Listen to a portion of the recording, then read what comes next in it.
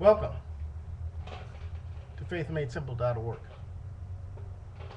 Today's video is how to understand Islam from a Christian perspective.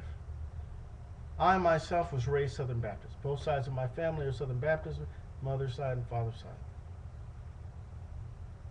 Choir rehearsal, church, twice on Sundays, the whole gamut. How do you understand Islam from a Christian perspective? What is Islam? The answer to that question lies in the Ten Commandments. Let's go straight. Ten Commandments is laid down in two verses, two books of the Bible. One is in Exodus and one is in Deuteronomy. In Exodus chapter 20 verse 2 through 17, and in Deuteronomy book 5 verses 6 through 21. And it states, the first commandment: do not have any gods before me. You shall not make for yourself an idol, whether in the form of anything that is in the heaven above, or that is on the earth beneath, or that is in the water under the earth. You shall not bow down to them or worship them. For I, the Lord your God, am a jealous God, punishing children for the iniquity of their parents to the third and fourth generation of those who reject me, but showing steadfast love to the 1,000th generation of those who love me and keep my commandments.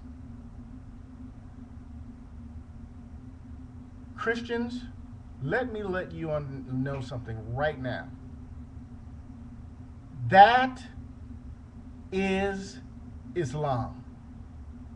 The whole religion of Islam is built around the sanctity of that first commandment. The Muslims hold that verse, that concept that is laid out in the first commandment, sacred. That is faith. That is the purity of faith. The purity of understanding God. The purity of developing an intellect that is sound in faith. God in the first commandment gives you all of the tools to worship correctly.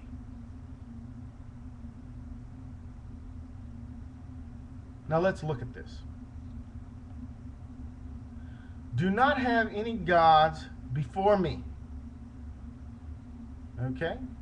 That's pretty straightforward. Don't worship anything other than God. But God goes a little bit further. He gives you the tools to do it right. He gives you a litmus test to see if you are in fact worshiping correctly. He tells you, do not worship anything. In other words, he says, do not make for yourself an idol or an object of worship or focus point of worship. Anything that is in the heavens above, anything that is on the earth beneath, or anything that is in the water beneath the earth. Basically, if you can see it, smell it, taste it, touch it, feel it, it is not God. Cannot be God in any way, shape, form, or fashion. It is not God. Period. How many gods can there be? One. You shall not put any God before me, nor on the side of me, nor in the back of me. There is one God. Period.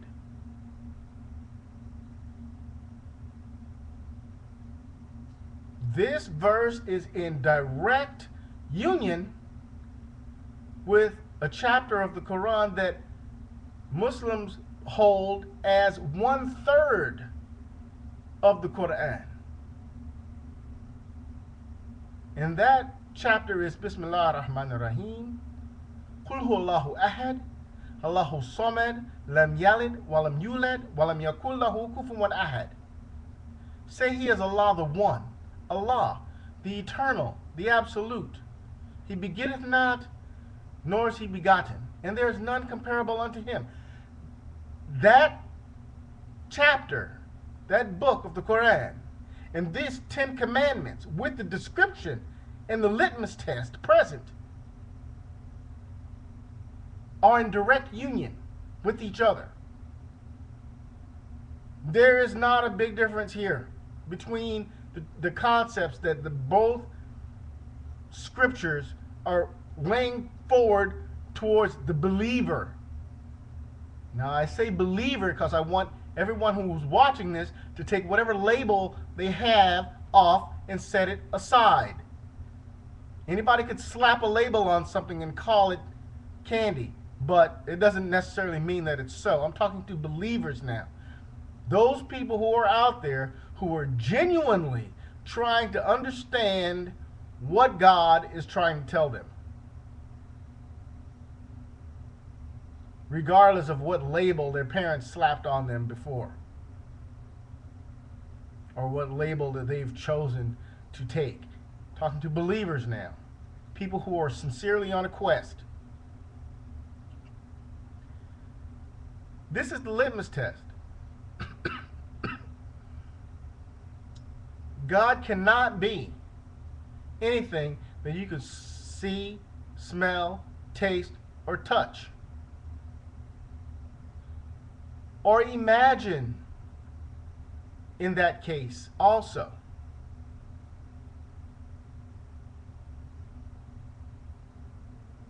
Now,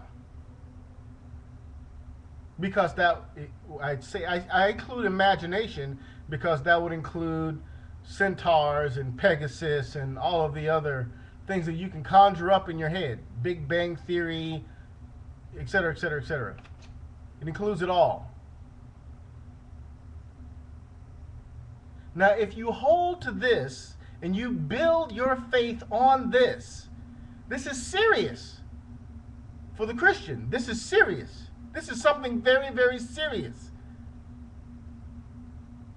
The 10 Commandments, there's only one verse in the 10 Commandments that come with a punishment. And the punishment that it comes with is so severe that the effects are felt to the 3rd and the 4th generation. And who does He qualify you with? He qualifies those people who violate this first commandment as those who reject God.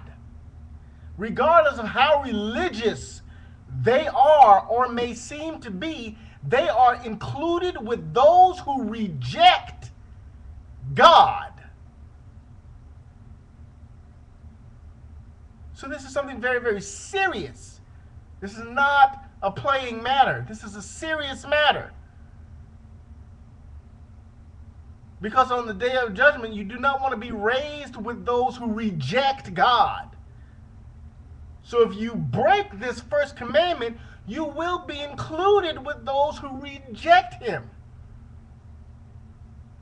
And then He says that I will be showing steadfast love to the 1000th generation of those who love me by not breaking this verse and keeping my commandments. He hasn't gone into the rest of the commandments yet. It's only this commandment that he's concerned about. There's no punishment for you shall not murder, you shall not commit adultery, you shall not steal, you should not lie, you should not covet your neighbor's stuff. No punishments with that. But this first commandment comes with a punishment. It's very, very serious. So if you really want to know where the big difference lies between Muslims and Christians, it lies in that Muslims do not break the first commandment. Thank you very much.